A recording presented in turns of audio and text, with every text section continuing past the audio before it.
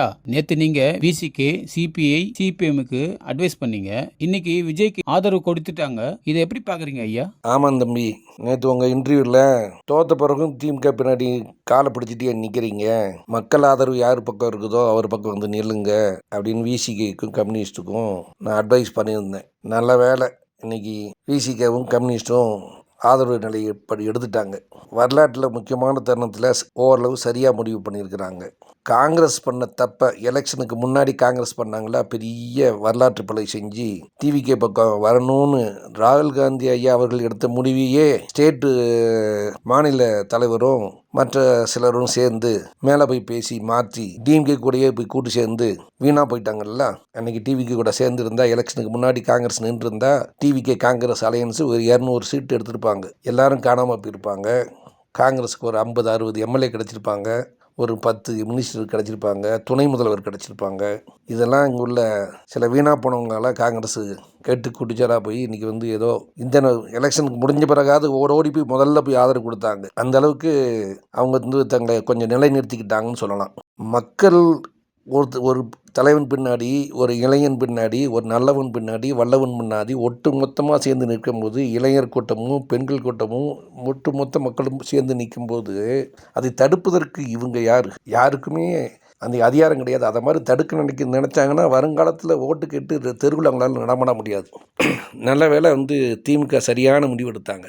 மானம் கெட்டு போய், மரியாதை கெட்டு போய், ஈனம் கெட்டு போய் முட்டாள்தனமாக அதிமுக ஆட்சி வருது, எடப்பாடி பழனிசாமி முதல்வர்னு சொல்லி அவங்க கட்சியிலேயே சிலர் அனௌன்ஸ் பண்ணாங்களே, எவ்வளோ பெரிய விபரீதம். அதை மாதிரி ஒரு நிகழ்ச்சி நடந்திருந்ததுன்னா திரும்ப இவ்வளவு கீழ்நிலைக்கு போனவரும் இப்படி ஒரு பேராசை பிடிச்ச பண்ணி ஒரு திட்டமிட்டு இவங்க நடத்தியிருந்தாங்கன்னா, அந்த நிகழ்வை நடத்தியிருந்தாங்கன்னா தமிழக மக்கள்லாம் ஒட்டுமொத்தமாக கோபம் கொண்டு மீண்டும் ஏதாவது ஒரு தேர்தலில் இவங்க தெருவில் இறங்கியிருக்க முடியுமா, மக்கள் முகத்தில் முழிச்சிருக்க முடியுமா, தங்களுடைய அந்தஸ்தையும் கௌரவத்தையும் அதனுடைய வரலாற்றையும் முந்தைய தலைவர்களுடைய வரலாற்றையும் அவங்க பேணி பாதுகாக்க வேண்டாமா? அறிஞர் அண்ணாவும் எம்ஜிஆரும் ஜெயலலிதாவும் காத்த இப்படிப்பட்ட ஒரு பெரிய அதை ஈனத்தனமாக விட்டு கொடுத்து திமுகவோட சேர்ந்து ஆட்சி அமைக்க தயாராக இருந்தாங்களே, திமுகவுடைய ஆதரவு பெற்று எவ்வளோ பெரிய களங்கம் அது. அதிமுகவுக்கும் அவர் எம்ஜிஆரும் ஜெயலலிதா அம்மையார் அந்த கட்டி காத்த கட்சிக்கு எவ்வளோ பெரிய களங்கமாக மாறி இருக்கும். நல்ல வேலை இது நடவிடாமல் தடுத்தது. அது திமுகவுக்கு தான் நன்றி சொல்லணும். திமுக உயர்நிலை கூட்டம் நடந்துச்சு இல்லையா, இந்த முக்கிய தலைவர்கள்லாம் சேர்த்து ஸ்டாலின் அவர்கள் உட்கார்ந்து பேசி அங்கே தான் இது வேண்டாம், திமுகவுக்கு மிகப்பெரிய கலங்க ஏற்பட்டு விடும், இந்த நிகழ்வு வேண்டான்னு சொல்லி அவங்க முடிவு எடுத்தாங்க. மீண்டும் நம்மளை போய் மக்களை சந்திக்கவே முடியாது, ஓட்டு கேட்க போய் நிற்க முடியாதுங்கிற ஒரு நல்ல முடிவை அவங்க எடுத்ததனுடைய பயன்தான் இன்றைக்கி விசிகாவும் கம்யூனிஸ்ட்டுகளும் தானாக முன் விஜய்க்கு ஆதரவு கொடுத்துருக்காங்க. நல்லது நடந்திருக்குது. மக்கள் நினைத்தபடி விஜய் அவர்கள் சிஎம் ஆக போகிறாங்க. மக்கள் எதிர்பார்ப்பின்படி விஜய் அவர்கள் கொடுத்த வாக்குறுதிகளின்படி விஜய் மீது மக்கள் கொண்ட அந்த பெரிய பாசம், அன்பு, நம்பிக்கை எல்லாத்தையும் நிறைவேற்றுகிற வகையில் விஜயுடைய ஆட்சியும் டிவிகேயோட ஆட்சியும் இருக்கும் என்று நாம் நம்புவோம். அவர் அப்படிப்பட்ட புத்திசாலித்தனமானவர் தான், அப்படிப்பட்ட திறமையாளர் தான். கூட இருக்க டீமும் நல்ல டீமாக இருக்கிறாங்க.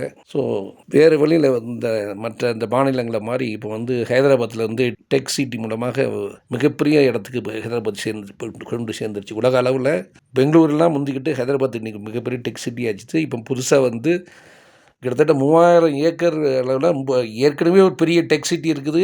அங்கே இந்தியாவினுடைய மொத்த ஐடி நிறுவனங்கள் அங்கே போய் குவிஞ்சு கிடக்குது. உலகமெல்லாம் அங்கே செல்வம் ஹைதராபாத்தில் குவியுது.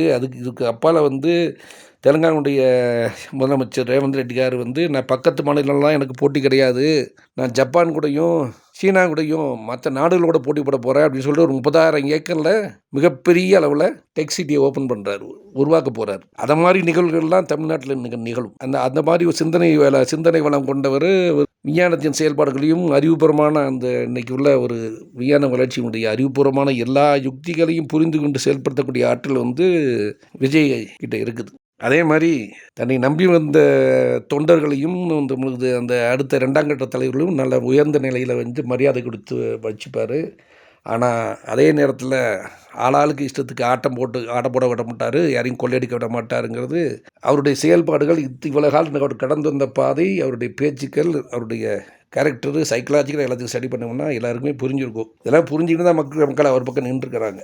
அதே மாதிரி அவரை நாடி வரக்கூடிய இந்த கூட்டணி கட்சிகளும் ஆளாளுக்கு ஆட்டம் போட்ட முடியாது. அதை தெரிஞ்சுக்கிட்டு அவங்கள தான் நல்லது.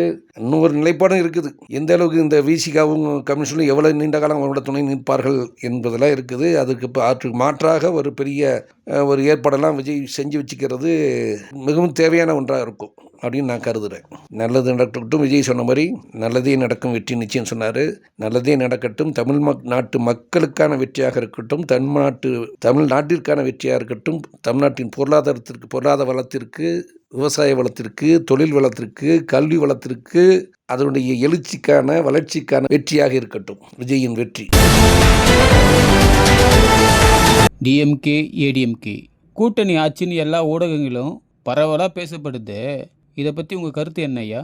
தம்பி, இப்போ நீங்கள் கேட்ட கேள்விக்கு நான் முதல் கேள்வியிலேயே சேர்த்து பதில் சொல்லிட்டேன். இருந்தாலும் விடுபட்டு போனதை சொல்கிறேன். 3 நாளாக இவங்க எல்லாம் சேர்ந்து பத்திரிக்காரங்களாம் சேர்ந்து படுத்துனாங்களா, இல்லை வேறு இந்த பிஜேபி, டிஎம்கே, ஏடிஎம்கே இவங்கள் உள்ள தலைவர்கள்லாம், மேல்மட்ட தலைவர்களோ கீழ்மட்ட தலைவர்களோ எல்லாம் சேர்ந்து பேசி குழப்பி வெவ்வேறு தகவல்கள் என்னென்னா, ஏடிஎம்கேலேருந்து ஒரு தகவல் வருது, டிஎம்கேலேருந்து ஒரு தகவல் வருது, பிஜேபியிலேருந்து எங்களுக்கு அதுக்கும் சம்மந்தமே இல்லைன்னு சொல்லிட்டு அவங்க தனியாக ஓரங்கட்டி இருக்கிறாங்க. கவர்னர் வாட்டுக்கு 118 சீட்டு லெட்டர் கொடுத்தா தான் உன்னை நான் உட்கார வைப்பேன். அது வரைக்கும் நான் என்னால் அக்செப்ட் பண்ண முடியாது. ஆனால் பிற எத்தனையோ மாநிலங்கள், வட மாநிலங்களில் பிஜேபிக்கு இந்த மாதிரி ஒரு பிரச்சனை வரும்போது எத்தனையோ மாநிலங்களில் அவருடைய எண்ணிக்கை எவ்வளோன்னு கேட்காம, மெஜாரிட்டி இருக்கே என்று கேட்காமல் எத்தனையோ கவர்னர்கள் தனிப்பட்ட முறையில் அதிகமான எண்ணிக்கை உள்ள கட்சிகளை ஆட்சி பண்ண அழைச்சிருக்கிறாங்க. அதுக்கு பிறகு அந்த கட்சிகள் சட்டசபையில் தான் தங்களுடைய பலத்தை நிரூபிச்சிருக்கிறாங்க. அப்போனா இன்னைக்கு இவர் தமிழ்நாட்டில் மக்களை உள்ளத்தை மட்டும் கொள்ளை கொண்டு வெற்றி பெறல விஜய் அவர்கள். எல்லாவற்றையும் மீறி நிற்கக்கூடிய அதிகார பலத்தையும் அவருடைய சூழ்ச்சிகளையும் இன்றைக்கி வெற்றி கொண்டிருக்காரு. இப்போ கடந்த இந்த 4ஆம் தேதி அறிவிப்புக்கு பின்ன கடந்த சில நாள்களில் எத்தனை சூழ்ச்சிகள், எத்தனை வன்மங்கள், எத்தனை உள்ளொன்று வைத்து பிறவொன்று பேசுவதில் வெளியே ஒன்று பேசுகிறாங்க, உள்ள ஒன்று நடக்குது, என்னென்னமோ நடந்துச்சு. எத்தனை மாயத்திரைகள் போட்டாலும், இரும்பு திரைகள் போட்டாலும், இவர் என்னமோ எம்ஜிஆர் சினிமாவில் பண்ணுற மாதிரியே பண்ணதை நிஜத்தில் பண்ணி காமிச்ச மாதிரியே இந்த தம்பி விஜய் அவர்கள் சினிமாவில் படத்தில் சொன்னதெல்லாம் அப்படி நிஜத்தில் அப்படி நடத்திக்கிட்டே வர்றாரு. அரசியலில் தான் சினிமா காமிக்கக்கூடாது. சினிமாவில் காமிச்சது நிஜத்தில் நல்ல விஷயம். சினிமாவில் காமித்த நல்ல விஷயங்களை நிஜத்தில் கொண்டாந்தாருன்னா அது தாராளமாக ஏற்றுக்கலாம். சரி தம்பி, நீங்கள் கேட்ட கேள்விப்படி டிஎம்கே கூட்டணி அமையலை, அவங்க ஆட்சி அமைக்கவும் இல்லை. ஆனால் இன்னொன்று நடக்க போகுது தம்பி. இன்னும் ஒரு வார காலத்திலேயோ ஒரு மாத காலத்திலோ அதிமுகவில் இருந்து குறைந்தபட்சம் 20 எம்எல்ஏக்கள் முக்கியமான ஒரு 20 இருக்கிறாங்க இல்லையா, அவங்க தலைமையில் டிவிகேல இணைந்திட போகிறாங்க. அதுக்கப்புறம் டிவிகேனுடைய பலம் இந்த நிகழ்வு தான் முக்கியமானது. இந்த நிகழ்வு தான் முக்கியமானது. இதற்கு பின்னர் தான் அப்போ அவங்களை இந்த நிகழ்வுக்கு ஏற்பட்ட பிறகு அதிமுக 20 பேர் அந்த குறிப்பிட்ட அந்த முக்கியமான அந்த தலைவர்கள், இந்த கொங்குவை சேர்ந்த 2 தலைவர்களுடைய தலைமையில் டிவிகேல சேர போகிறாங்க இல்லையா, அதுதான் முக்கியமான நிகழ்வு. அதுக்கப்புறம் டிவிகே எந்த சந்தேகத்துக்கு பிசுறு தட்டாமல், சந்தேகம் இல்லாமல் 5 வருட காலத்தையும் மிக எளிதாக, மிக மென்மையாக, சுலபமாக கடந்து விட முடியும். விஜய் சொன்னது நடக்கும், நல்லது நடக்கும். அவர் மனம் போல ஆட்சி செய்யலாம். எல்லா திட்டங்களையும் அவர் நிறைவேற்ற முயற்சி பண்ணலாம். அவர் கொடுத்த வாக்குறுதிகளை நிறைவேற்ற முயற்சி பண்ணலாம். வாழ்த்துக்கள் விஜய்க்கு, விஜயுடைய டீமுக்கு, மொத்த டீமுக்கும் வாழ்த்துக்கள். நல்லாட்சி அமையட்டும். அது மக்களுக்கான ஆட்சியாக இருக்கட்டும். ஐயா, ஏடிஎம்கிலிருந்து 20 எம்எல்ஏ டிவிகேக்கு வந்தால் அவங்க எம்எல்ஏ பதவி போயிடுமா? தம்பி, இப்போ அவங்க எம்எல்ஏ பதவியை ரிசைன் பண்ணிட்டு தான் டிவிகேல ஜாயின் பண்ணுவாங்க. எம்எல்ஏ பதவி முதல்ல விட்டுடுவாங்க. அதுக்கப்புறம் இடைத்தேர்தல் வரும். டிவிகே சார்பில் ஐயா விஜய் அவர்கள் அந்த 20 வரையும் நிப்பாட்டி அமோகமாக ஜெயிக்க வைப்பார். ஜெயிப்ப வச்ச பிறகு அவங்களுக்கு அமைச்சர் பதவி கொடுத்து டிவிகேயோட ஐக்கியமாகிடுவாங்க. டிவிகே ஜோதியில் அவங்க ஐக்கியமாகிடுவாங்க. இது மாதிரி நிகழ்வு நிறைய மாநிலங்களில் நடந்திருக்குதே. அதனால் நல்லதுக்காக இது நடந்தால் தப்பு கிடையாது. சூழ்ச்சிக்காக, ஒருத்தர்களை அழிக்கிறதுக்காக, கவுக்கிறதுக்காக, தங்கள் அதிகார பலத்தை நிலைநிறுத்துவதற்காக நிறைய மாநிலங்களில் நடந்திருக்குது இது.